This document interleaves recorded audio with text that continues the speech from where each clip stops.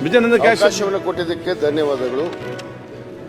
ಚಿಕ್ಕ ಗುರುತಿನ ಪ್ರಶ್ನೆ 1204 ಉನ್ನತ ಶಿಕ್ಷಣ ಸಚಿವರಿಗೆ ಕೇಳಲು ಬಯಸ್ತೇನೆ. ಅಧ್ಯಕ್ಷರೇ, ಉತ್ತರವನ್ನು ಒದಗಿಸಲಾಗಿದೆ. ಉತ್ತರವನ್ನು ಒದಗಿಸಿದರೆ ಮಾನ್ಯ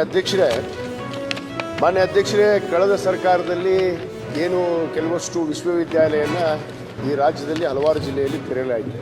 ಅದರಲ್ಲಿ ನಮ್ಮ ಜಿಲ್ಲೆ ಕೂಡ, ಬಾಗಲಕೋಟೆ ಜಿಲ್ಲೆ ಜಮಖಂಡಿಯಲ್ಲಿ ವಿಶ್ವವಿದ್ಯಾಲಯನ ಬಾಗಲಕೋಟೆ ವಿಶ್ವವಿದ್ಯಾಲಯ ಅಂತೇಳಿ ತೆರೀಬೇಕು ಅಂತೇಳಿ ಪ್ರಾರಂಭಿಸಿದರು.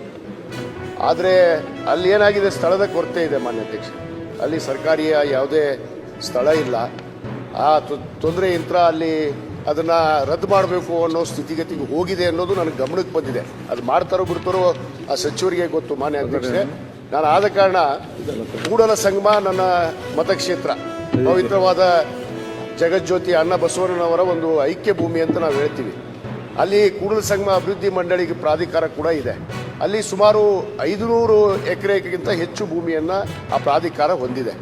ಅಲ್ಲಿ ಈಗಾಗಲೇ ನಮ್ಮ ಸರ್ಕಾರ, ಮಾನ್ಯ ಮುಖ್ಯಮಂತ್ರಿಗಳು ಏನು ಬಸವ ಅಂತಾರಾಷ್ಟ್ರೀಯ ಕೇಂದ್ರವನ್ನು, ಶರಣ ಗ್ರಾಮವನ್ನು ಮಾಡೋದಕ್ಕೆ ಈಗಾಗಲೇ 139 ಕೋಟಿ ಕೊಟ್ಟಿದ್ದಾರೆ. ಇನ್ನೂ ಜಾಗ ಮಿಕ್ಕುತ್ತೆ. 500 ಎಕರೆ ಭೂಮಿ ಇದೆ.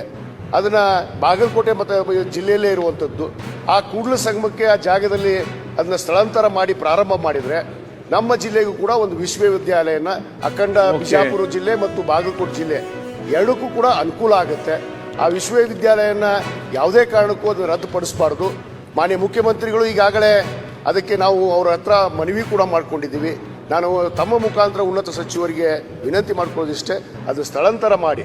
ಯಾಕಂದ್ರೆ ನಮ್ಮ ಸರ್ಕಾರವೇ ಇವತ್ತು ವಿಶ್ವಗುರು ಸಾಂಸ್ಕೃತಿಕ ನಾಯಕ ಅಂತೇಳಿ ಇವತ್ತು ಮಾನ್ಯ ಮುಖ್ಯಮಂತ್ರಿಗಳು ಘೋಷಣೆ ಮಾಡಿದ್ದಾರೆ. ಆ ಸಾಂಸ್ಕೃತಿಕ ನಾಯಕ ಅನ್ನೋದಕ್ಕೆ ಒಂದು ಅರ್ಥ ಆಗುತ್ತೆ. ಆ ವಿಶ್ವವಿದ್ಯಾಲಯನ ಇವತ್ತು ನಮ್ಮ ಕೂಡಲ ಸಂಘದಲ್ಲಿ ಪ್ರಾರಂಭ ಮಾಡಬೇಕು ಅಂತ ತಮ್ಮ ಮುಖಾಂತರ ಒತ್ತಾಯ ಮಾಡ್ತೇನೆ.